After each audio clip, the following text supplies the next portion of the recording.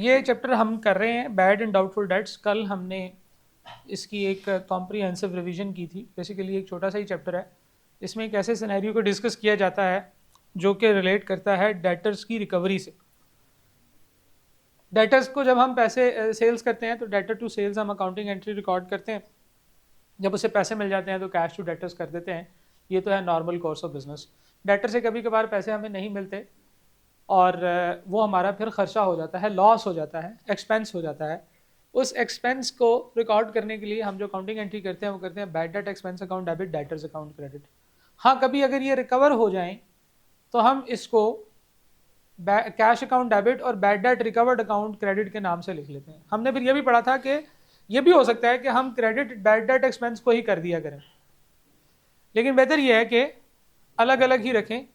Bad debt expense account अलग रखें और बैड डेट रिकवर्ड का अकाउंट अलग ही रखें। तो बैड डेट्स के केस में दो एंट्रीज, जब कभी बैड डेट्स हो जाएं तो bad debt expense account debit और डेटर्स अकाउंट क्रेडिट। और अगर कभी फ्यूचर में अगर आपको पैसे वापस मिल जाएं तो cash account debit, bad debt recovered account credit.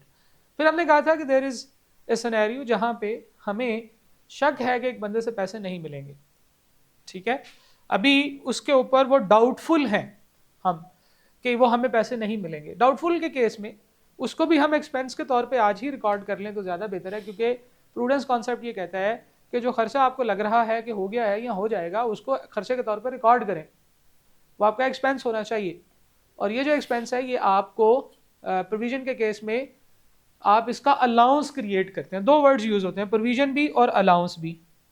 Provision और अलाउंस एक ही चीज़ के दो नाम हैं, ठीक है जी। आपको पता है कि खर्चा होने वाला है, आप उसकी अभी से प्रोविजन क्रिएट कर सकते हैं, अभी से आप उसका माइंडसेट जो है ना वो डेवलप कर सकते हैं कि यार ये खर्चा अब हमारा होगा ही होगा। और बैड डेट के केस में ऐसे डेट्स जो कि अभी आपको लगता है कि खर्चा होने वाला है उसको एज ए खर्चा रिकॉर्ड करें तो हम उसकी एंट्री करते हैं bad debt expense account debit, provision for bad debt account credit. Bad debt expense account आपका एक्सपेंस होता है और ये आपकी statement of profit and loss में नजर आता है, ठीक है जी, एसओपीएल में। यह आपका खर्चा होता है, statement of profit and loss में एज एन एक्सपेंस रिकॉर्ड किया जाता है।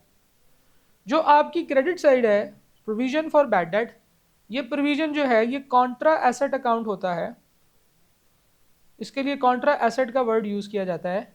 इसकी नेचर क्रेडिट होती है लेकिन ये एसेट के साथ लिखा जाता है, ठीक है। इसी तरह से डेप्रिसिएशन भी कॉन्ट्रा एसेट अकाउंट होता है और जब हम उसे लिखते हैं तो उसे हम एसेट के साथ लिखते हैं, जहाँ पे एसेट लिखा होता है उसके नीचे उसमें से माइनस करके net book value of asset लिखते हैं। सिमिलरली डेटर्स के केस में इसकी प्रोविजन का क्लोजिंग बैलेंस माइनस करके हम लोग जो है वो उसकी एंट्री करते हैं। तो प्रोविजन भी है ये जस्ट लाइक एन एसेट, इसका ओपनिंग बैलेंस भी होगा, इसका क्लोजिंग बैलेंस भी होगा और ये स्टेटमेंट ऑफ फाइनेंशियल पोजीशन की आइटम है। हम स्टेटमेंट ऑफ फाइनेंशियल पोजीशन बनाते हैं, उसमें एसेट्स का जो सेक्शन होता है उसके अंदर नॉन करंट एसेट और करंट एसेट दो मेन कैटेगरीज होती हैं। हम करंट एसेट्स के अंदर अपना डेटर लिखते हैं, डेटर, और उसका क्लोजिंग बैलेंस लिखते हैं जो ट्रायल बैलेंस में आ रहा होता है, और वहां से प्रोविजन का क्लोजिंग बैलेंस इसमें से माइनस करते हैं तो हमारे पास नेट डेटर्स आते हैं, ठीक है। क्योंकि डेटर का क्लोजिंग बैलेंस डेबिट होता है, वो पॉजिटिव में लिखा जाएगा, प्रोविजन का क्लोजिंग बैलेंस क्रेडिट होता है। तो डेबिट और क्रेडिट एक दूसरे में से माइनस होते हैं, तो हमारे पास जो नेट फिगर आएगी नेट डेटर्स की वो ये होगी। ये प्रोविजन का क्लोजिंग बैलेंस है, जो प्रोविजन के टी अकाउंट में क्लोजिंग बैलेंस की फिगर जो है वो आती है, ठीक है जी। अब सवाल पूछें, कोई पूछ रहा था, कोई बच्चा को बात करने में भूल गया, कोई बात नहीं। एक काम करते हैं, एक ना अक्सर औक़ात ऐसे होता है कि मैं एक बात कर रहा होता हूँ तो फिर वो अगर आप बीच में रोक दें तो वो बात की जो सारी जो मैंने टोन बनाई होती है ना वो टूट जाती है। तो आप हैंड रेज कर सकते हैं या आपको जब मैं कहूँ कि यार मुझे क्वेश्चन आप पूछें क्वेश्चन तो उस वक्त पूछा करें, उससे बेहतरी आएगी। एक तो दूसरे बच्चे का कॉन्सेप्ट जो उसको समझ आ रहा होता है ना वो नहीं टूटेगा, ठीक है। तो ज़रा इस चीज़ को थोड़ा सा करते हैं, क्लास में थोड़ा सा रिदम पैदा करते हैं, ठीक है। आपके सारे क्वेश्चंस के आंसर करने के लिए इंशाल्लाह हमारे पास रीजनेबल टाइम मौजूद है, हम करेंगे सारे क्वेश्चन के आंसर, लेकिन थोड़ा सा ज़रा इसमें एक पैटर्न डिफाइन करते हैं। तो जनाब स्टेटमेंट ऑफ फाइनेंशियल पोजीशन में आपके एसेट्स के अंदर डेटर का क्लोजिंग बैलेंस आएगा और प्रोविजन का भी क्लोजिंग बैलेंस आएगा। ये प्रोविजन क्या है, प्रोविजन का टी अकाउंट अगर हम बनाएं तो प्रोविजन का एक ओपनिंग बैलेंस होगा प्रोविजन का जो ओपनिंग बैलेंस है वो पिछले साल की क्लोजिंग प्रोविजन होगी, क्रेडिट बैलेंस यहाँ पे आएगा। प्रोविजन के अंदर अब हो सकता है कि पूरे साल के दौरान हमारे कुछ प्रोविजन के बैलेंसेस के ऊपर शक था कि अब हमारे जो है ना ये बैलेंसेस ज़ाया हो जाएंगे मज़ीद, और अगले साल हम ईयर एंड पे दोबारा प्रोविजन की कैलकुलेशन करेंगे। प्रोविजन की कैलकुलेशन कब करनी होती है? प्रोविजन की कैलकुलेशन हमने हमेशा ईयर एंड पे करनी होती है। जब हम फाइनेंशियल स्टेटमेंट्स बना रहे होते हैं उस वक्त हम लोग ये कैलकुलेशन करेंगे कि अब हमारी कितनी चीज़ों की हमने प्रोविजन कैलकुलेट करनी है। फिर हम पुरानी प्रोविजन को भूल जाते हैं कि हमने कितनी रिकॉर्ड की थी। हम दोबारा से देखते हैं कि हमारे डेटर्स कौन कौन से हैं, इन डेटर्स के साथ किस तरह की प्रोविजन जो है वो कैलकुलेट करनी हमें पड़ सकती है। तो डेटर्स के कौन कौन से हैं और फिर हम प्रोविजन की कैलकुलेशन करते हैं। प्रोविजन की कैलकुलेशन जो है वो एक उसका फॉर्मेट हम लोगों ने देखा था। सबसे पहले हम लोग स्पेसिफिक डेटर्स लिखते हैं, उनकी अमाउंट लिखते हैं, उनकी परसेंटेज लिखते हैं और उनकी प्रोविजन कैलकुलेट करते हैं। यानी कि हम लोग हर साल प्रोविजन की री एवैल्यूएशन करते हैं, री एवैल्यूएशन ऑफ प्रोविजन। हम देखते हैं कि प्रोविजन जो है वो कितनी है। स्पेसिफिक डेटर्स के ऊपर स्पेसिफिक प्रोविजन लगती है, जितने भी स्पेसिफिक डेटर्स हैं। उसके बाद हम लोग कहते हैं गुड डेटर्स। गुड डेटर्स वो होते हैं जिनके ऊपर कोई प्रोविजन नहीं लगती है, क्योंकि हमें 100% श्योर है कि वो हमें फुल पैसे दे देंगे। ये गुड डेटर्स है। क्यों गुड हैं? क्योंकि हमने उनको किसी तरीके से वैल्यूएट किया था, हमने किसी तरीके से उनको चेक किया था। फिर उसके बाद जो रिमेनिंग डेटर्स रह जाते हैं उनके ऊपर एक जनरल अक्लमंदी का मुजाहरा करते हुए हम एक छोटी सी लेकिन एक प्रोविजन की परसेंटेज ज़रूर लगाते हैं, जो 5%, 2%, 10%, वट जितनी भी होती है वो हम लगाते हैं, जिसे हम जनरल प्रोविजन कहते हैं। जनरल प्रोविजन लगाने के बाद अब हमने टोटल हमारे डेटर्स जो हैं वो आ जाएंगे और जो प्रोविजन आएगी वो हमारा प्रोविजन का क्लोजिंग बैलेंस होगा। अब ये वो प्रोविजन है जो हमें अपनी फाइनेंशियल स्टेटमेंट्स में रिकॉर्ड करनी चाहिए। अब इसमें से हम देखेंगे कि हमने पिछले साल कितनी रिकॉर्ड कर दी थी, वो तो पिछले साल का ऑलरेडी एक्सपेंस हो चुका है। ठीक है जी। अब हमें पिछले साल की प्रोविजन जो है वो इसमें से माइनस करनी है। हम लेस करेंगे ओपनिंग प्रोविजन,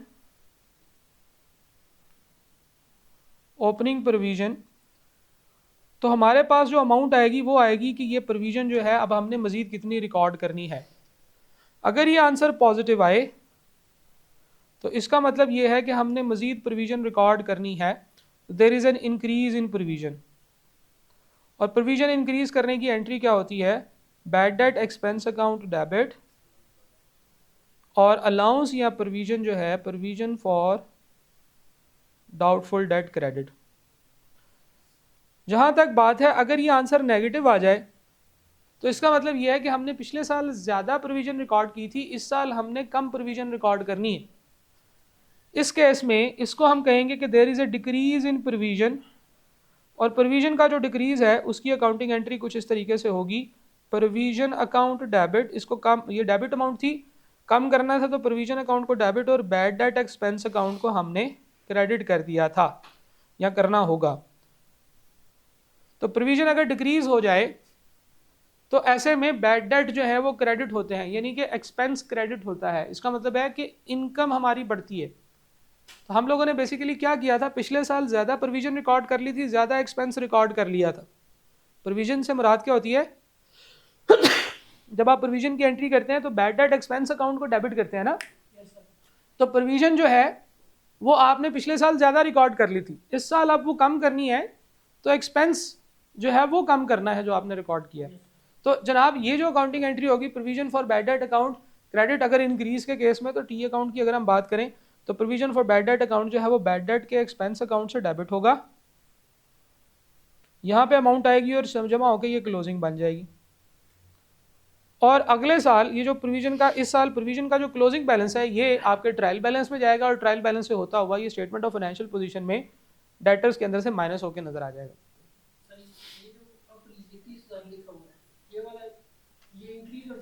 नहीं, ये प्रोविजन का क्लोजिंग बैलेंस है 30,000 जो यहाँ पे आ रहा था। हो सकता है प्रोविजन का इंक्रीज 20,000 हो, ओपनिंग 10,000 हो। ये वाला जो क्लोजिंग है ना, ये हमने स्टेटमेंट ऑफ फाइनेंशियल पोजीशन में लिखना है। ये 20 जो है ये हमने प्रॉफिट एंड लॉस में लिखना है। ऐसे याद कर लो, नोट कर लो, तस्वीर ले लो इसकी। 30,000 जो क्लोजिंग है वो statement of profit and loss में जाएगा, और 20,000 जगह जो बैड डेट का एक्सपेंस है वो आपका प्रॉफिट एंड लॉस में जाएगा, statement of profit, statement of financial position SOFP. परवीन को मतलब टोटल कह सकते हैं, टोटल अलाउंस। हाँ टोटल अलाउंस का ये नीचे जनरल से निकाला था, ये नीचे वाला थोड़ा स्लाइड ऊपर है, ये इधर क्लोजिंग बैलेंस। हाँ ये वाला इसको ये कह सकते हैं, ये क्लोजिंग बैलेंस ऑफ अलाउंस है ना, टोटल अलाउंस ही कह सकते हैं आप। ये क्लोजिंग बैलेंस ऑफ परवीन वाला 30,000, ये हाँ इस चीज को कह सकते हैं। जी जी, ये 30,000 होगा। ये वाला उधर से ओपनिंग कितना है? 10,000। ओपनिंग आपका 10,000 है, इसका मतलब है प्रोविजन आपने 20,000 की कैलकुलेट करनी। ये ले अब ठीक है। ट्रेड रिसीवेबल में से 30,000 माइनस होगा, हाँ और 20,000 किधर जाएगा?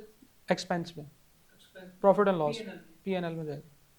वो देखो 30 के साथ मैंने एसओएफपी लिखा है, बैड डेट के सामने 20,000 पीएल लिखा है। ठीक हो गया जी। अब हम लोग जो है वो प्रोविजन किस तरह से एंट्री करते हैं, प्रोविजन में इंक्रीज हो या डिक्रीज हो, इसी तरह से रिकॉर्ड करते हैं। और इसमें एक चीज़ एज एनालिसिस भी होता है, जो जितना पुराना होता है वो उसके ऊपर उतनी ज़्यादा प्रोविजन जो है वो हम लगा देते हैं। ये सिंपल एज एनालिसिस होता है।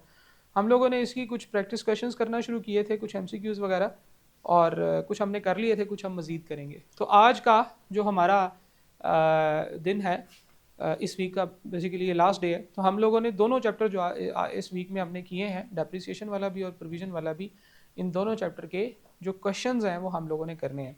तो अभी तो मेरे पास यहाँ पे प्रोविजन के ही क्वेश्चंस हैं ज़्यादातर। ठीक है, ये वैसे तो ये सारे आई कैप की बुक के सवाल हैं, और मैंने आई कैप की बुक के सारे सवाल वैसे भी रिकॉर्ड किए मैं, तो वो भी आपको मिल सकते हैं, वो भी मैं आपको दे दूंगा। बल्कि उसमें हम ये करेंगे कि उसको क्वेश्चन बाय क्वेश्चन उसकी एक लिस्ट बना लेंगे। क्वेश्चन 1 है तो उसके आगे उसका लिंक आ जाएगा, आप सिर्फ उस पर क्लिक करेंगे, you can fall to that video, और आप उस वीडियो पे सिर्फ उसी जगह पे चले जाएंगे जहाँ पे वो क्वेश्चन जो है वो हो रहा है। ठीक है जी, तो वो इंशाल्लाह हम लोग सारे कर लेंगे। लेकिन कॉन्सेप्ट की अंडरस्टैंडिंग के लिए कुछ क्वेश्चन फिर भी बहरहाल मैंने चूज़ किए हुए हैं, जिनको कि हम लोग अभी साथ में ज़रूर कर लेते हैं। एक ये क्वेश्चन है जी, क्यों ऐसे करते हो यार?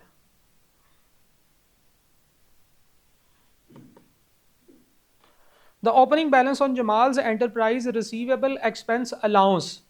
रिसीवेबल एक्सपेंस अलाउंस, ये आदत रही है एग्जामिनर की कि वो ना इस तरह के वर्ड इस्तेमाल करता है कि देखने वाला जो है वो खुद भी कंफ्यूज हो जाता है। रिसीवेबल एक्सपेंस अलाउंस का मतलब है बैड डेट प्रोविजन का ओपनिंग बैलेंस 1,000 रुपीज़ है। Jamal wrote ₹4,000 out of bad debt during the year, 4,000 का बैड डेट भी रिकॉर्ड हुआ है। Closing balance on doubtful debt allowance was ₹1,200, closing 1,200 है।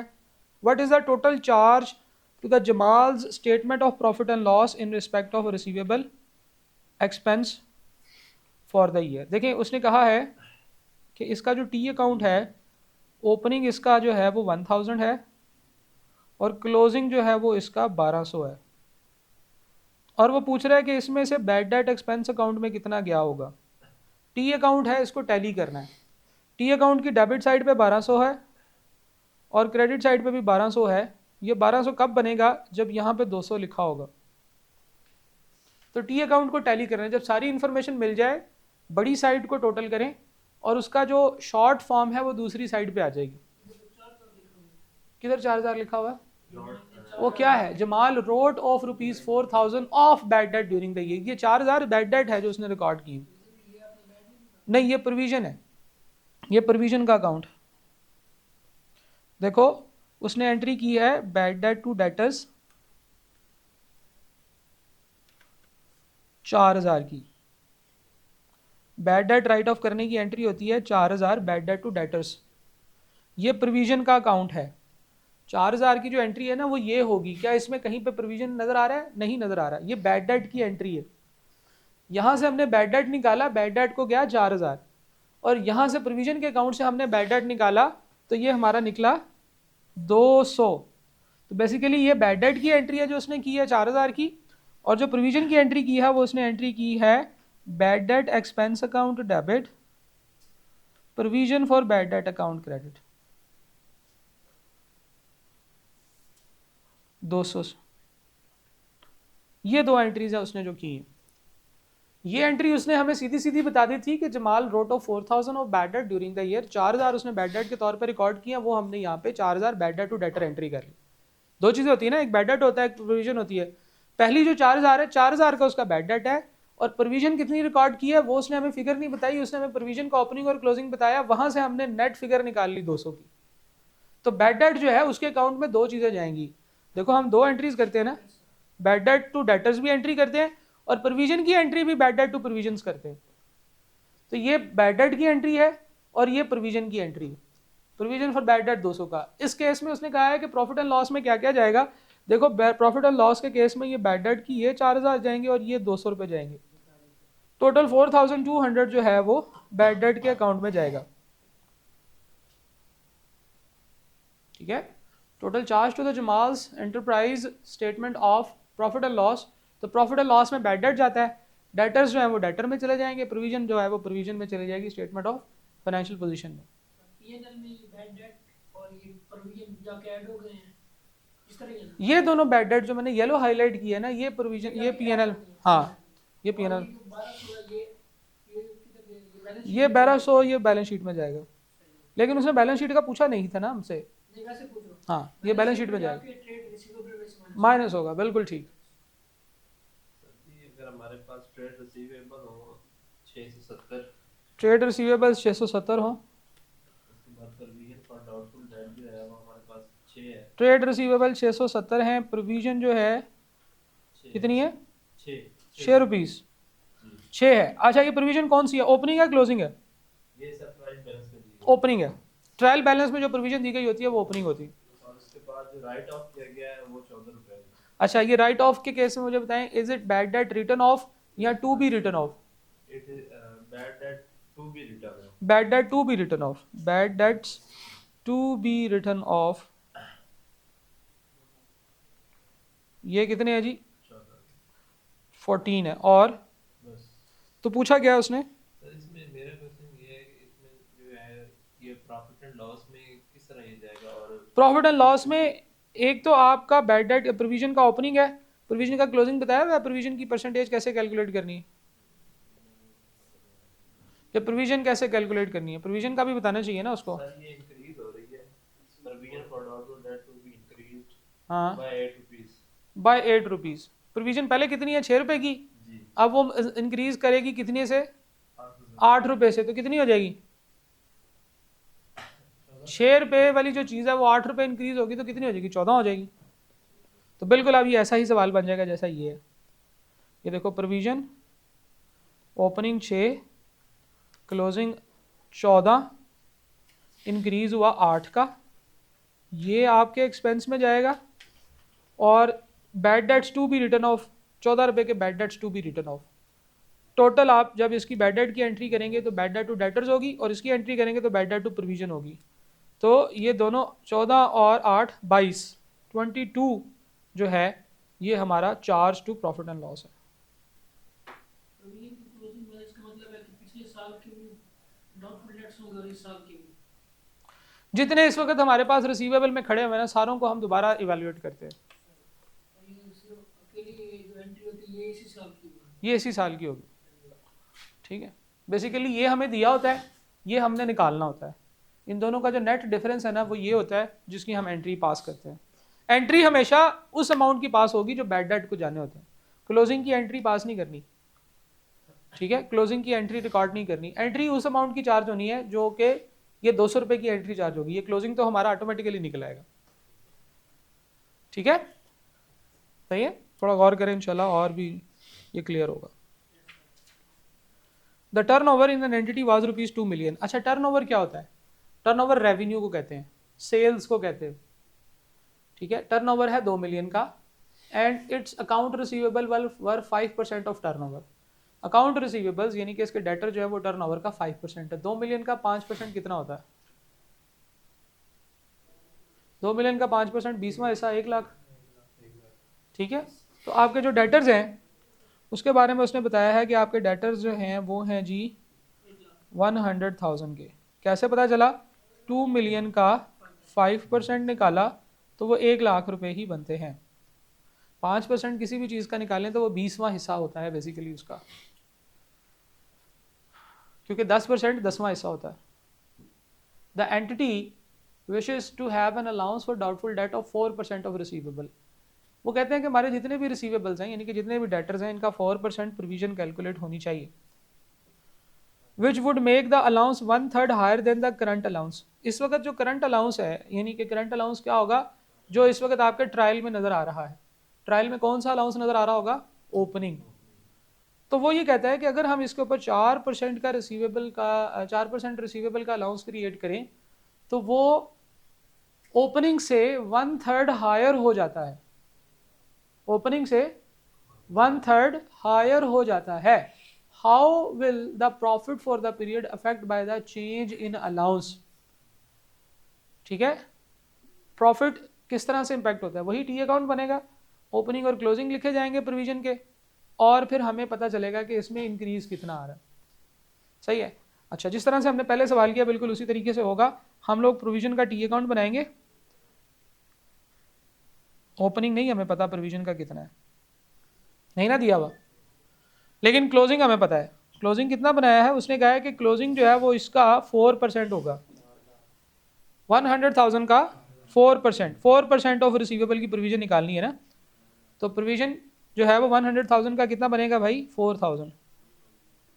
अच्छा, 4,000 करने से वो ये कहता है कि ये जो क्लोजिंग है और ये जो ओपनिंग है इन दोनों में एक रिलेशन डेवलप हो जाएगा. वो रिलेशन क्या होगा कि which would make the allowance 1/3 higher than the current allowance. Opening का 1/3 अगर ओपनिंग में ऐड कर दिया जाए तो वो क्लोजिंग के इक्वल आ जाएगा. ठीक है. वो कहता है कि जो 4,000 है, 4,000 इज 1/3 हायर देन ओपनिंग. ठीक है जी. 4,000 is 1/3 higher than the opening.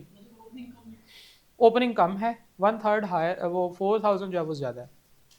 अच्छा, 1/3 higher than the opening. Then opening जो है अगर मैं उसे कहूं कि ये x है, ठीक है जी, तो x का 1/3 अगर x में जमा किया जाए तो वो 4,000 के इक्वल बनता है. 1/3 हायर देन द x का मतलब ये है कि x को बढ़ाएं यानी कि x में जमा करें 1/3 ऑफ x तो वो 4,000 के इक्वल बनता है.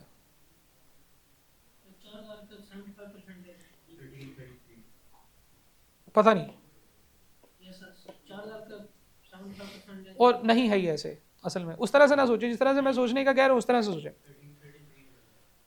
x का 1/3 0.33 ऑफ x बनता है और वो x में ऐड कर दिया जाए तो वो 4,000 के इक्वल बनते हैं. 4,000 का 75% 1,000 बनता है. 1,000 आंसर नहीं आएगा इसका.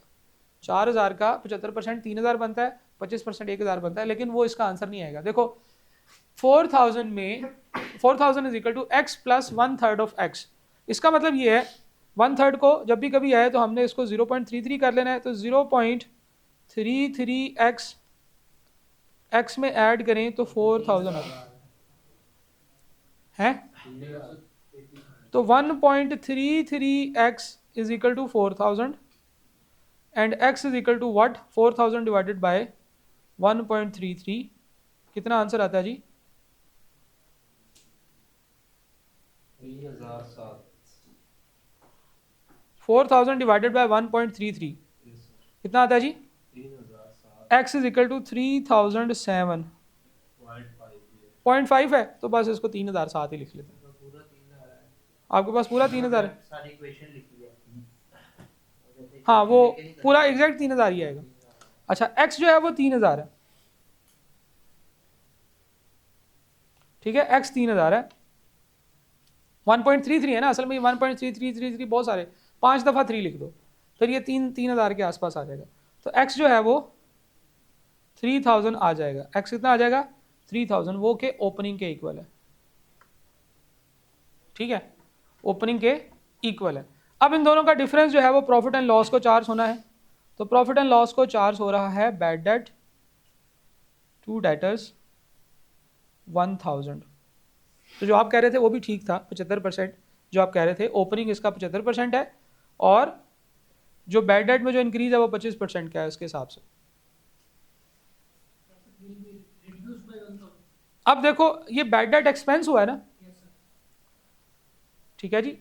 तो बैड डेट जो हमारा एक्सपेंस हुआ है ये हमारे प्रॉफिट को रिड्यूस करेगा 1000 से, एक्सपेंस है प्रॉफिट को रिड्यूस करेगा, profit will be reduce by 1000, ये हमारा आंसर होगा, ठीक है जी।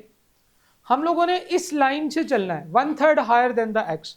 अगर वो कहता है जी 1/5 हायर देन द एक्स, ठीक है जी, तो वो उसको 1/5x कर लेते, फिर उसके बाद उसको जमा करते और हम x ऐसे निकाल लेते। और ये x जो है this is not our basically increase, ये क्या है, ये है कि ऐड कितना हो रहा है, ओपनिंग कितना है।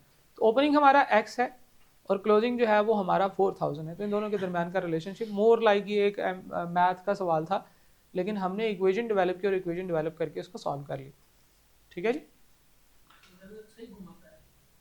हाँ, असल में एग्जामिनर जो है वो हम ये सिर्फ सोच के जाते हैं कि वो सिर्फ अकाउंटिंग ही पूछेगा, वो कभी मैथ्स का कॉन्सेप्ट कोई नहीं पूछेगा। मैथ का कॉन्सेप्ट नहीं चेक करता वो आपको अकाउंटिंग में, लेकिन मैथ की जनरल अंडरस्टैंडिंग तो चेक कर लेता है कभी कभार कि यार ये इक्वेशन बनेगी तो कैसे सॉल्व करोगे, वो तो उसने चेक कर ही लेनी है, ठीक है। तो एग्जामिनर जो है वो इस तरह की चीज़ें करता है। तो हम क्योंकि थोड़े मुश्किल सवाल अब हमने सेशन के लिए सिलेक्ट किए हुए हैं, तो मुश्किल सवाल हैं जो भी हम कर रहे हैं, ठीक है जी। ये क्वेश्चन देखते हैं जी। The allowance for doubtful debt in the ledger of boom boom limited at 31 October 2021 was 9000। अब डेट्स इंपॉर्टेंट है, 31 अक्टूबर 2021 जो है इसके ऊपर हमारे पास अलाउंस जो है वो 9000 है। अब मोस्ट प्रोबेबली ये हमारा ओपनिंग अलाउंस होगा। During the year ended 31 October 2022 irrecoverable debts of rupees 5000 were written off 5000 के बैड डेट्स रिकॉर्ड कर लिए मैं जी, 5000 के बैड डेट्स रिकॉर्ड कर लिए हमें। Account receivable balance on 31 October 2022 was 120,000, 1,20,000 रुपये के डेटर्स रह गए थे। अब मेरा सवाल ये है कि ये 1,20,000 रुपये में से ये 5,000 के डेटर्स राइट ऑफ करने हैं या नहीं करने? नहीं करनी, क्योंकि पहले बिल्कुल ठीक है। और BBT policy is to have a general allowance of 5%, 5% की उन्होंने प्रोविजन भी कैलकुलेट करनी होती है। What charge for bad and doubtful debt expense in the statement of profit and loss for the year and 31 दिसंबर 2022। बैड एंड डाउटफुल डेट के account में क्या क्या जाएगा? एक तो 5,000 वो जाएगा जिन्होंने रिकॉर्ड कर लिए, 5,000 की एंट्री डेटर्स में हो गई है, लेकिन उसने ये थोड़ी कहा कि बताओ मजीद क्या चार्ज होगा। वो 5,000 हमारे प्रॉफिट एंड लॉस में जाएगा, ठीक है। वैसे तो अभी से समझ आ गई है कि इसका आंसर 8,000 होने वाला है, क्योंकि 5,000 से बड़ी एक ही अमाउंट है। हाँ, 8,000 भी हो सकता है, 5,000 भी हो सकता है, ठीक है, क्योंकि हो सकता है कि हमारी प्रोविजन में इंक्रीज 0 हो जाए, ठीक है। तो ऐसे केस में फिर हमारा टोटल प्रॉफिट एंड लॉस को जो बैड डेट जाएगा वो बैड डेट प्लस प्रोविजन में इंक्रीज, ये दो चीज़ें जाती होती हैं, ठीक है। तो खैर ऑप्शंस को देखा तो याद आया कि यार इस तरह से भी अगर देखें तो इंटरेस्टिंग बात पता चलती है। लेकिन हम सवाल को सॉल्व भी करते हैं। उसने प्रोविजन के हवाले से बताया था, तो हम प्रोविजन का बना लेंगे प्रॉपरली टी अकाउंट। प्रोविजन का ओपनिंग बैलेंस जो है वो हमारे पास कितना है जी? पिछले साल के स्टार्ट में था 9,000। अब हमने क्लोजिंग प्रोविजन कैलकुलेट करनी है। क्लोजिंग प्रोविजन के बारे में उसने ये कहा था कि 120,000 आपके टोटल डेटर्स हैं, इसमें से already bad debt written of हो चुके हैं। BPT policy is to have an allowance of rupees 5% which is charged for bad and doubtful debt expense in the statement of profit and loss. तो 1,20,000 का 5% होगा जी, ठीक है जी, 6,000। तो हमारे जो क्लोजिंग डेटर्स हैं वो 6,000 है, ठीक है। हाँ, ये भी तो हो सकता था जैसे अभी हुआ है, 5,000 से छोटे भी हो सकते हैं प्रोविजन में अगर डिक्रीज आ जाए, तो ये भी तो हो सकता था। तो इसका मतलब ये है कि कोई भी आंसर हो सकता था। वो जो मैंने पहले बात बताई थी वो इस सिनेरियो में आके यहाँ पे थोड़ी जो है वो गलत हो जाती है, ठीक है। लेकिन फिर भी अगर आप गौर से देखें तो हमने आंसर तो क्योंकि सॉल्व करना ही था, तो हम सॉल्व कर रहे हैं। देखो ओपनिंग है 9,000, क्लोजिंग है 6,000। अब कौन सी साइड बड़ी है? Credit side. तो हमारा जो डिफरेंस है वो डेबिट साइड पे आएगा, और ये किधर जाएगा? ये भी बैड डेट को ही चार्ज होगा। ये 3,000 भी बैड डेट को ही चार्ज होगा। क्यों? क्योंकि हमने कहा था इंक्रीज हो तो भी बैड डेट को जाएगा, डिक्रीज हो तो भी बैड डेट को ही जाएगा। अब देखो ये एंट्री क्या हो रही है, ये बैड डेट जो है ये हम बैड डेट अकाउंट क्रेडिट कर रहे हैं, प्रोविजन अकाउंट डेबिट कर रहे हैं। ये रिवर्सल है। देखो पिछले साल ज्यादा थी 9,000, इस साल 6,000 की बनी। पिछले साल ज्यादा थी, इस साल 6,000 की बनी। तो ज्यादा से कम की तरफ जाते हैं तो बैड डेट्स जो है वो कम, प्रोविजन कम होती है, ठीक है। हाँ बिल्कुल। तो हमारी इसकी अकाउंटिंग एंट्री क्या होगी? इसकी अकाउंटिंग एंट्री होगी प्रोविजन अकाउंट डेबिट 3,000 से, और बैड डेट अकाउंट क्रेडिट 3,000 से। और ये जो 5,000 की एंट्री थी, ये हमने क्या की होगी, हमने एंट्री की होगी bad debt expense account debit, debtors account credit. Amount कितनी है इसकी, 5,000। तो अब अगर बैड डेट की दोनों एंट्रीज को इकट्ठा करें, 5,000 डेबिट और 3,000 क्रेडिट, तो बेसिकली ये टोटल 2,000 की डेबिट रह जाती है। 2,000 की डेबिट का मतलब ये है कि 2,000 रुपये से हमारे प्रॉफिट एंड लॉस को एक्सपेंस के तौर पे रिकॉर्ड किया जाएगा। ठीक है जी, तो alpha is your correct answer, है कि नहीं। तो आपने एक प्रोसेस के थ्रू चलना है, पहले बैड डेट की एंट्री करनी है, अगर नहीं की हुई तो वो उसको देख लेना है, और फिर उसके बाद जो है वो डेटर्स को देख लेना है कि उसमें बैड डेट राइट ऑफ हुए हुए हैं या नहीं, और अगर नहीं हुए हुए तो उनको फिर राइट ऑफ करना है, और उसके बाद रिमेनिंग अमाउंट की एंट्री करते हैं। टी अकाउंट बनाए बगैर आप इस तरह से करेंगे। देखें, हमने इसकी वर्किंग भी की हुई है। हमने कहा है कि पहले हम लोग जो है ना वो स्पेसिफिक डेटर्स लिखते हैं, फिर हम लोग गुड डेटर्स लिखते हैं, फिर हम लोग जनरल डेटर्स लिखते हैं। जनरल डेटर्स ये ना हमारे, तो हम गुड और स्पेसिफिक को भी छोड़ देते हैं। जनरल डेटर्स के ऊपर रेट लगाया, एक 20 into 5% is equal to 6,000 less opening 9,000, difference कितना आया 3,000 का। 3,000 की एंट्री रिकॉर्ड कर लो। ठीक है जी, 3,000 की एंट्री रिकॉर्ड कर लो। टी अकाउंट ना बनाए, ज़्यादा आसान है। अच्छा समझ आ रहा है तो अच्छी बात है, ये वाकई ज़्यादा आसान है। लेकिन टी अकाउंट से नॉर्मली बच्चों को ज़्यादा बेसिक वाले बच्चों को भी समझ आ जाती है।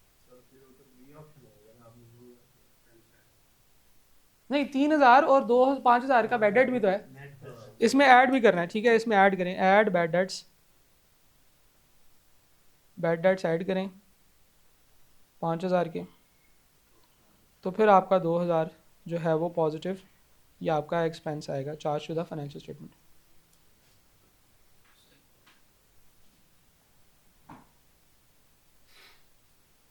ठीक है जी।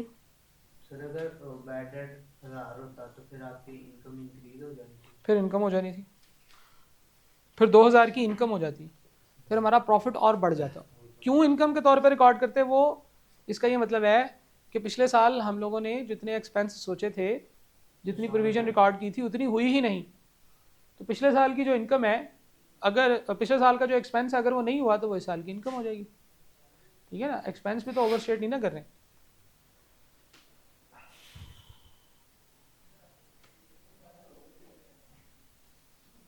एक्सपेंस का बढ़ना हमारे एसेट को कम करता है और एक्सपेंस का डिक्रीज एसेट को बढ़ाता है मोस्टली, क्योंकि आप खर्चा करते हैं तो आपका कोई ना कोई एसेट आप पे करते हैं ना, खर्चा करते हैं तो कैश पे करते हैं। इन दोनों का इन्वर्स रिलेशनशिप होता है। जब आप एसेट देते हैं तो फिर आप कोई खर्चा कर पाते हैं। ये क्वेश्चन देखते हैं जी, थोड़ा जूम ना कर लें, शायद इसमें नज़र ना आए।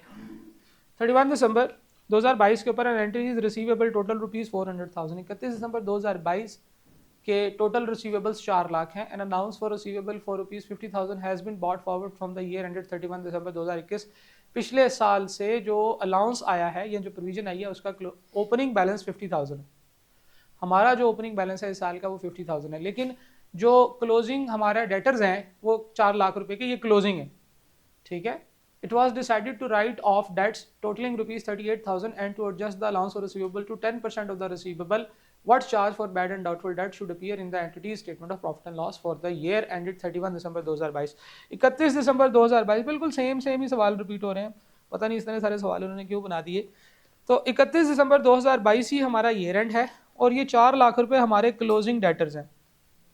लेकिन इसमें एक चीज़ है, वो ये है कि उसने कहा है कि it is decided to write off. इसका मतलब यह है कि ये 38,000 के बैड डेट्स की एंट्री अभी नहीं हुई है। ठीक है, 38,000 के बैड डेट की एंट्री अभी नहीं हुई है। 4 लाख जो है उसमें ये 38,000 शामिल है। तो प्रोविजन कैलकुलेट करने से पहले ये 38,000 इसमें से माइनस करना होगा, रिमेनिंग के ऊपर 10% प्रोविजन कैलकुलेट करनी होगी। और उसने कहा है कि statement of profit and loss में क्या चार्ज होगा। Statement of profit and loss में 38,000 के बैड डेट्स चार्ज होंगे, ये तो होंगे ही होंगे ना। ये अभी हमने अपने डेटर्स में सिर्फ ये देखना है कि ये डेटर में से माइनस हुए थे कि नहीं, और टी अकाउंट बना लें डेटर्स का। टी अकाउंट, चलें टी अकाउंट नहीं बनाते, हम उसी दूसरे तरीके से करते हैं। हम कहते हैं जनाब हमारा जो प्रोविज़न का क्लोजिंग बैलेंस है वो कितना है, तो प्रोविज़न हम लोग कैलकुलेट करेंगे। हमारे 4 लाख के डेटर्स हैं, क्या सारे के सारे 4 लाख पे प्रोविज़न कैलकुलेट होनी है? जी नहीं, इसमें से डेटर्स 38,000 के माइनस करने हैं, तो 38,000 के बैड डेट्स इसमें से माइनस करेंगे, रिमेनिंग अमाउंट के ऊपर 10% की प्रोविज़न निकालेंगे, तो ये कितनी बनेगी? 362 का 10% 36,200। स्पेसिफिक भी हो सकती है। ये बैड डेट्स है, बैड डेट्स हैं, प्रोविजन नहीं है। प्रोविजन स्पेसिफिक या नॉन स्पेसिफिक होती है। ये तो हो गए, ये तो बैड डेट्स हो गए, ये तो कन्फर्म है, ये तो बैड डेट्स की एंट्री कर दी, कि बैड डेट टू डेटर की एंट्री कर दी। प्रोविजन में होता है ना, स्पेसिफिक प्रोविजन है या जनरल प्रोविजन है या गुड डेट्स है या बैड डेट्स है। 38,000 तो बैड डेट है हमारा, हो गया ये। अच्छा जी, ये प्रोविजन का क्लोजिंग बैलेंस आ गया जी, प्रोविजन का क्लोजिंग बैलेंस आपके पास आ गया। इसमें से लेस करना है आपने, लेस करना है प्रोविजन का ओपनिंग बैलेंस, जो कि ओपनिंग बैलेंस कौन सा है जी प्रोविजन का, क्वेश्चन में दिया हुआ है कि 50,000 आया था। ठीक है जी, अब ज़रा देखिएगा आंसर क्या बनता है, 13,800 माइनस का। इसका मतलब यह है कि ये प्रोविजन में डिक्रीज़ हो रहा है, ये हमारी इनकम होगी, प्रोविजन में डिक्रीज़ हो रहा है तो हमारी इनकम होगी। इसमें हम ऐड करेंगे बैड डेट्स, जो हमने 38,000 के रिकॉर्ड किए हैं, तो हमारे पास आंसर क्या आएगा भाई, 24,200। ये हमारा एक्सपेंस है जो कि हमारा प्रॉफिट एंड लॉस को चार्ज होगा 24,200।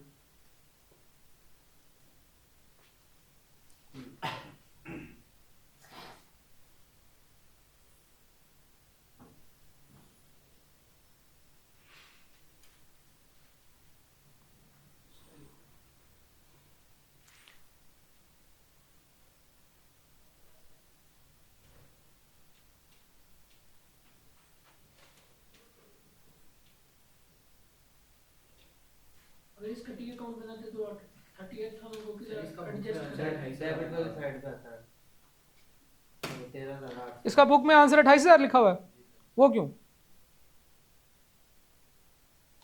28,000 कैसे निकाला होगा उसने, प्रोविजन को नहीं लिया होगा। 4 लाख का 10% 40,000, 50,000 इसमें से माइनस किया 10,000।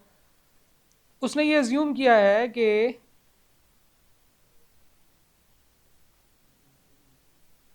38,000 का जो प्रोविजन है वो कैलकुलेट वो माइनस हो चुकी है। इसके सोल्यूशन में एरर है, कुछ क्वेश्चन के सोल्यूशन में ये गलती की हुई है कि ये अज्यूम किया है कि 38,000 की प्रोविजन की जो बैड डेट है वो माइनस हो चुका है, यानी कि उसने क्या किया है, ये 38,000 को माइनस नहीं किया उसने।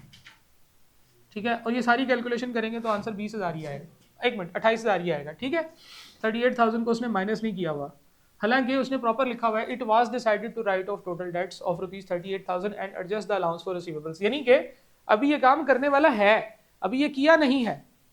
ठीक है, तो मेरे ख्याल से इसकी ये सोल्यूशन होना चाहिए।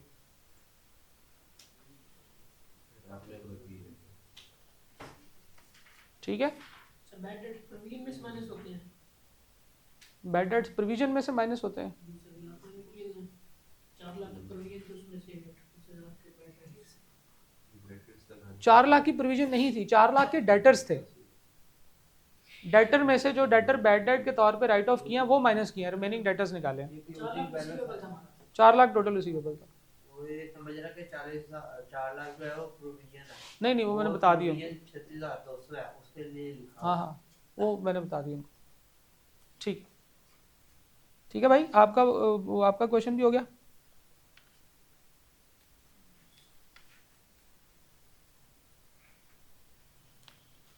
ठीक है,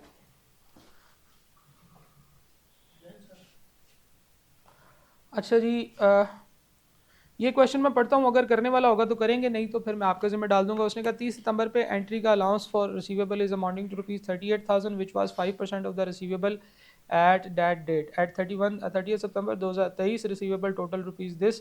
It was decided to write off 28,500 of the debts as recoverable and to keep the allowance for receivable at 5% of the receivable. What should be the charge to the statement of profit and loss? बिल्कुल same सवाल है, एक additional information उसने देने की कोशिश की है, उससे कोई आपके सोल्यूशन के ऊपर कोई इम्पैक्ट नहीं पड़ता, ये आई एम श्योर आप कर लेंगे। आई कैप के सॉल्यूशंस भी इसमें मौजूद हैं। ये क्वेश्चन देखते हैं जी, Saima created allowance for doubtful debt according to the length of the time and debt has been outstanding at 31 May 2021 the analysis of account receivable balances and the associated allowances were as follows. वो debtors जो कि less than 31 days पुराने थे, जो यानी कि जो पिछले 31 दिनों में बने थे वो थे 32,700 और उसके ऊपर कोई अलाउंस नहीं लेना।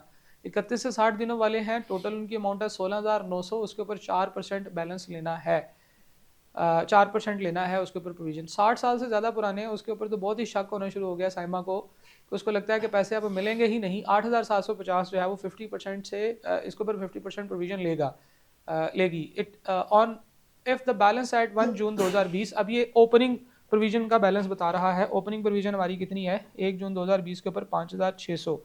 What adjustment should be made to the doubtful debt allowance. Provision में क्या एडजस्टमेंट करनी है, एडजस्टमेंट से मरा दिया कि प्रोविजन की क्या एंट्री करनी है, तो हम लोग बिल्कुल उसी तरह से करेंगे। हम लोग स्पेसिफिक डेटर्स लिखते हैं। स्पेसिफिक डेटर्स के अंदर हमारे पास कुछ नहीं है, हमारे पास गुड डेटर्स में भी कुछ नहीं है, हमारे पास जनरल डेटर्स हैं। क्या है जनरल डेटर्स। अब इसके अंदर कैटेगरी आ जाएगी less than 31 days, 31 to 60 days और 60 डेज से ज़्यादा वाले डेटर्स, यानी कि हम इनकी अमाउंट लिखते हैं। स्पेसिफिक की कोई अमाउंट नहीं है, गुड की भी कोई अमाउंट नहीं है। जनरल के अंदर जो है वो 32,700, 16,900, 8750। परसेंटेज प्रोविजन की इसके ऊपर भी कोई नहीं, इसके ऊपर भी कोई नहीं है, इसके ऊपर भी कोई नहीं है। इसके ऊपर 4% लगाएंगे और इसके ऊपर 50% लगाएंगे। तो प्रोविजन हमारे पास कितनी बनेगी जनाब, इसकी कोई नहीं, इसकी कोई नहीं, इसकी भी कोई नहीं। ये टोटल आपने मुझे बताया जी 6, अच्छा पहले वाले का 676 और ये कितना है जी 4375। तो टोटल कितना बना जी 5051। इसमें से ओपनिंग माइनस करेंगे। ओपनिंग कितना है जी 5,600 बताया है उसने। तो हमारे पास प्रॉफिट एंड लॉस में कितना आया जी 549 का माइनस में। अब जो माइनस होता है वो इनकम होती है। So there is an increase of 549 option. Allowance decrease हुई है कि इंक्रीज हुई है? दोबारा बोले, ये अलाउंस डिक्रीज हुई है कि इंक्रीज हुई है? आप सोच के मुझे बताएं। ये डिक्रीज हुई है। पहले हाँ, तो डिक्रीज जो होता है अलाउंस में वो इनकम होती है एक्सपेंस होता है? वो इनकम होती है। तो वो देखे ना इंक्रीज ही हो गया ना फिर इनकम 549। डाउटफुल डेट अलाउंस में क्या होगा? डिक्रीज होगा। अच्छा इनकम नहीं ना पूछा। अच्छा ठीक है, मैंने गौर नहीं किया। उसने लिखा हुआ है what adjustment should be made to the doubtful debt allowance. Doubtful debt allowance में क्या होगा? अलाउंस देखें पहले 5,600 का था, अब कितना हो जाएगा 5051 का। तो ये तो डिक्रीज हो गया, डिक्रीज हो गया अलाउंस 549 से। तो अलाउंस में डिक्रीज आ गया है 549 का। ठीक हो गया जी, आगे चलें। नो सर, ये मुल्तान सुल्तान का एक सवाल है, ये इंटरेस्टिंग क्वेश्चन है यार। ठीक है चलो इसकी मैं वीडियो दे दूंगा, कर लेना। ठीक है, लेकिन अभी डेप्रिसिएशन के भी कुछ क्वेश्चंस देखने हैं। ज़रा डेप्रिसिएशन के आई कैप के क्वेश्चंस को ज़रा क्विकली देख लेते हैं। ठीक है, उसके बाद जो है ना वो फिर हम इसको कंक्लूड कर लेंगे। ठीक है, प्रैक्टिस क्वेश्चंस हम कर रहे हैं तो मेरे पास क्योंकि वक्त भी है तो मैं इसको रिकॉर्ड करना चाहता हूँ ठीक, ताकि हमारे कुछ क्वेश्चंस हो जाएं। अगर इसमें वो, क्योंकि ये तो मतलब आज तक के लेक्चर्स तो आपको फ्री में भी मतलब यूट्यूब पे भी मिल जाने हैं। ठीक है, तो आपके लिए इसमें परेशानी कोई नहीं है। वैसे मुझे लगता है कि इसमें एमसीक्यूज़ हैं नहीं।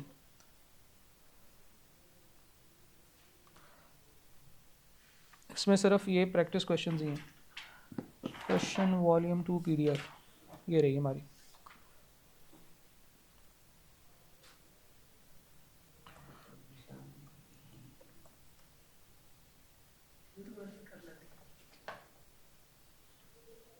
थ्योरी वाले, चलो थ्योरी वाले कर लेते हैं। चैप्टर 6 डेप्रिसिएशन के तो ये तो एडिशनल क्वेश्चंस चल रहे होंगे जो मैंने बना के दिए हुए हैं। ये वाले आई कैप के क्वेश्चंस आ गए।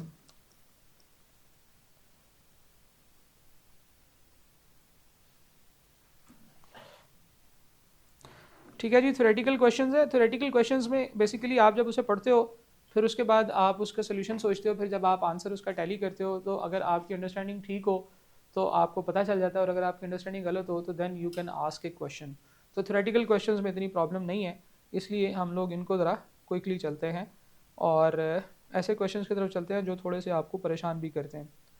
फॉर एग्जांपल एक ये क्वेश्चन है, the entity has built a new factory incurred the following cost.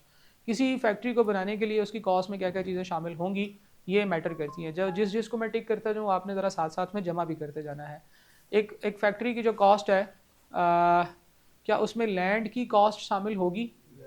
Land जो होता है एक बड़ा एसेट होता है, इसलिए इसको फैक्ट्री की बिल्डिंग की कॉस्ट में शामिल नहीं करना चाहिए, ये याद रखिएगा। फैक्ट्री की बिल्डिंग और लैंड जो लैंड होती है ना, इसको अलग अलग रिकॉर्ड किया जाता है। देखिए ना, एक ज़मीन है उसके ऊपर आपने फैक्ट्री बनाई है, फैक्ट्री तो डेप्रिसिएट होगी, लैंड तो डेप्रिसिएट नहीं होगी, ठीक है। तो इसलिए वो एसेट्स जो कि बज़ाहिर तो इकट्ठे नज़र आ रहे हैं, लैंड और बिल्डिंग इकट्ठी नज़र आ रही है, लेकिन लैंड डेप्रिसिएट नहीं होनी, इसलिए लैंड को अलग करके ही दिखाना है। तो जो लैंड है 1.2 मिलियन की, ये आप अलग दिखाएंगे। फैक्ट्री के केस में उसने कहा है कि capitalize in respect of factory, factory के केस में क्या चीज़ शामिल होगी या क्या चीज़ कैपिटलाइज होगी, तो वो फैक्ट्री का मटेरियल होगा 2400। लैंड हम अलग से रिकॉर्ड करेंगे, लैंड हमारा एक सेपरेट एसेट है, ठीक है जी। तो अब आपको ये बात भी पता चल गई, लैंड हमारा एक सेपरेट एसेट है। अब मुझे लगता है कि इसके पैसे पूरे हो गए। अच्छा, लैंड जो है वो 1.2 नहीं होगा, मटेरियल 2.4 होगा, लेबर 3 मिलियन की होगी, जमा करते जाएं 2400 3000। फिर इसके बाद आर्किटेक्चर फ़ी शामिल होगी 25 की, सर्वेयर फीस 15 की शामिल होगी, साइट ओवरहेड्स, साइट के ऊपर जो खर्चे हुए हैं ये हमारे शामिल होंगे। एडमिनिस्ट्रेटिव ओवरहेड शामिल नहीं करते होते, अपोर्शनड एडमिनिस्ट्रेटिव ओवरहेड शामिल नहीं करेंगे। 150 रुपया ये हमने इसको कुछ नहीं करना, ठीक है जी। टेस्टिंग ऑफ फायर अलार्म्स ये इसकी एसेट की कॉस्ट में शामिल होंगे क्योंकि ये क्रूशल होते हैं। Business rates for the first year, rate से मुराद है टैक्सेस जो कि आपने देने हैं, टैक्सेस भी एसेट की कॉस्ट में शामिल नहीं होते, वो आपका बिजनेस एक्सपेंस होते हैं। तो हमारी कौन कौन सी चीज़ शामिल नहीं होगी? लैंड शामिल नहीं करनी है आपने अपोर्शनड एडमिनिस्ट्रेटिव ओवरहेड शामिल नहीं करने और बिजनेस रेट शामिल नहीं करने। तो ये तीनों चीज़ें जब आपकी माइनस होंगी तो आपकी क्या कॉस्ट बनेगी?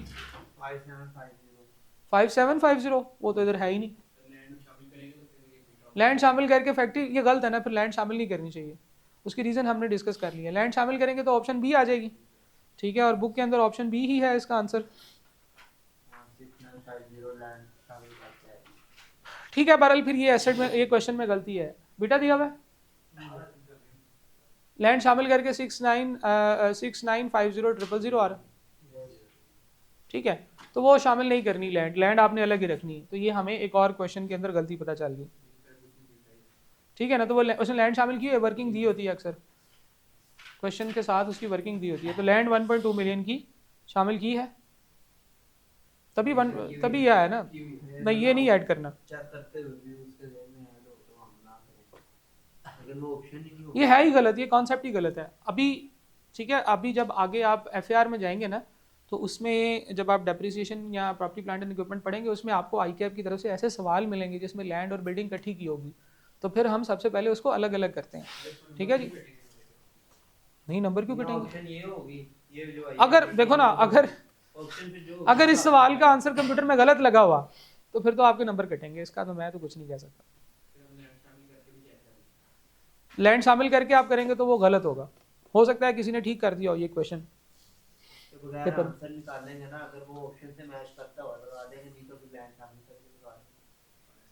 देखिए ना, गलती नहीं करके, मैं गलती कभी भी नहीं कहूँगा आपको कि आप गलती करके आए।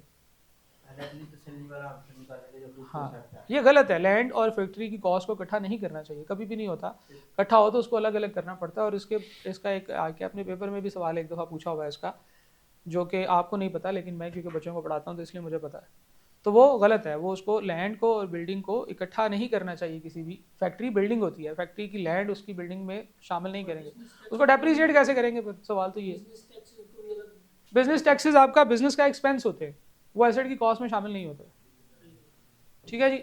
इसी तरह से ये है जी, लिस्ट प्राइस ऑफ मशीन 82,000 की है, लिस्ट प्राइस से मुराद होता है कि वो मार्केट में कितने की बिक रही है, सही है। जो मार्केट में कितने की बिक रही है, अगर तो हमने उतने की ही ली है तो ठीक है, वरना अगर इसमें कोई डिस्काउंट वगैरह है, जैसे कि नीचे हमें नज़र भी आ रहे, तो अगर वो ना हो तो फिर 82,000 की ही ली है हमने, लेकिन अगर वो कुछ है तो फिर वो हमें करेगा, हमने ऐड करने। इंपोर्ट ड्यूटीज़ हैं 1.5 मिलियन की, अभी ये रिफंडेबल है कि नहीं इसके बारे में कुछ नहीं बताया, तो हम ये ज्यूम करेंगे कि ये नॉन रिफंडेबल हैं, एसेट की कॉस्ट में शामिल होंगे। डिलीवरी फ़ी एसेट की कॉस्ट में शामिल होगी, electric installation pre production testing asset की कॉस्ट में शामिल होगी। हाँ, purchase of 5 year maintenance contract with plant 7,000 ये एसेट की कॉस्ट में शामिल नहीं होगा, ये मेंटेनेंस कॉन्ट्रैक्ट है व्हेन एसेट इज कंप्लीटेड, इसके बाद उसकी एसेट की कॉस्ट में कुछ भी शामिल नहीं करते। In addition to the above information ML was guaranteed a trade discount of 10% on the initial list price, यानी कि उसको 82,000 का नहीं मिला, 10% डिस्काउंट मिला है। 82,000 का 10% डिस्काउंट 8,200 होगा। इसका मतलब ये है कि इसको जो चीज़ मिली है वो 82,000 की नहीं मिली, वो कितने की मिली है, उसमें 8,200 माइनस करें तो कितना बनता है जनाब, 74,800, तो 73,800, उसको 73,800 का मिला है।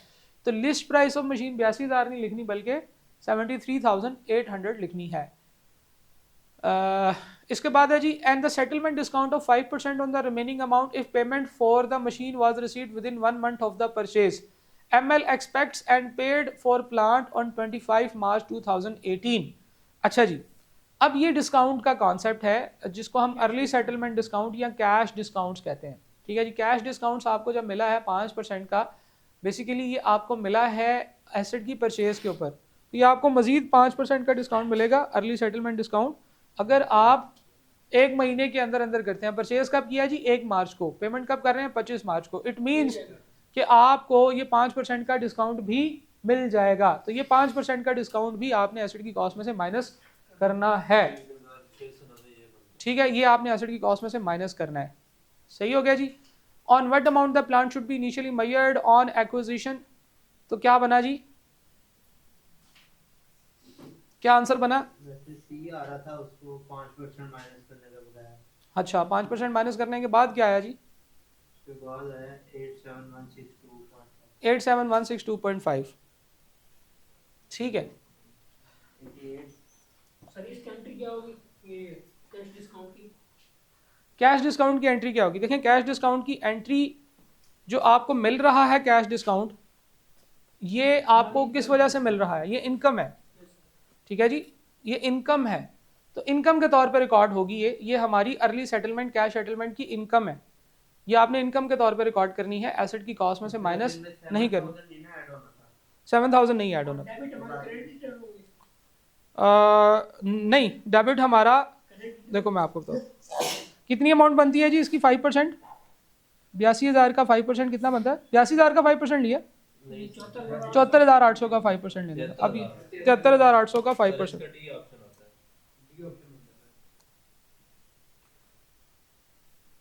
73,800 इसका 0.05% लेना है, 3,690, ठीक है जी। तो 3,690 जो है ये आपका कैश डिस्काउंट है। तो कैश डिस्काउंट माइनस करने के बाद क्या आंसर आता है, डी ऑप्शन 88,060। इसकी एंट्री बता देगा। इसकी एंट्री अब मैं लिख नहीं सकता, मैं इधर टाइप कर देता हूँ। देखो आपको पहले आपका पेएबल था ना खड़ा हुआ, पेएबल था कितना 73,800 का, अब आपने इस पेएबल को जो क्रेडिट खड़ा हुआ था इसको कर दिया डेबिट, इसके मुकाबले में डेबिट हमारी परचेजेस कैश आपने परचेज, इसके मुकाबले में आपका एसेट जो है वो डेबिट हुआ होगा। देखो आपकी एंट्री की होगी एसेट अकाउंट डेबिट 73,600 से और 73,800 से, और आपका 73,800 से पेएबल फॉर एसेट जो है ये आपका डेबिट हुआ होगा, ठीक हो गया जी। ये आपने तब एंट्री की थी जब आपने एसेट परचेज किया था, ज़्यादा जूम होगा, ये आपने एंट्री की जब आपने एसेट परचेज किया। जब आपने इसकी पेमेंट की तो आपने पेएबल जो था वो तो अपना पूरा राइट ऑफ कर दिया जितने से आपका था, कितने से था 73,800 से, लेकिन कैश आपने कम पे किया, कैश आपने पे किया है, आपको 5% डिस्काउंट मिला है, यानी कि समझ लें कि इसका 95% आपने पे किया है कैश, ठीक है जी, पेएबल टू कैश 70 100। डिफरेंस जो है जो आपने पे किया है, डिफरेंस जो आपको मिल गया है डिस्काउंट की फॉर्म में 3690 का, ये डिस्काउंट आपका एसेट में से ही माइनस हो जाएगा, ठीक है, क्योंकि एसेट की परचेज की वजह से आपको मिला था। ये आपका जो है ये अर्ली सेटलमेंट डिस्काउंट है, ये एसेट में से माइनस हो जाएगा। अगर हमें अर्ली सेटलमेंट डिस्काउंट यानी कि कैश डिस्काउंट मिला होता इन्वेंट्री के लिए तो हम इसको कॉस्ट ऑफ सेल्स में लिखते, एसेट्स के लिए मिला है तो एसेट की कॉस्ट में से हम माइनस कर देंगे, ठीक है जी। ये वो है जब हमारे पास एक्सपेक्टेशन भी है कि हमने इसको रिकवर करना। एंट्री इसकी होगी एसेट क्रेडिट 3690 से, कैश 70100 से, और पेबल जो है वो हमारा 73,800 से डेबिट हो जाएगा। एसेट की जगह ये लिख सकते हैं कि डिस्काउंट रिसीव्ड पहले लिखते थे, अब इसके अंदर स्टैंडर्ड ने कुछ गाइडलाइंस दी हैं। उसने कहा है कि भाई जो डिस्काउंट आपको जिस चीज़ की परचेजिंग की वजह से मिला है उसमें से माइनस करें, फिर एसेट में से माइनस होगा। 3,690 रुपये एसेट की कॉस्ट में से माइनस होंगे।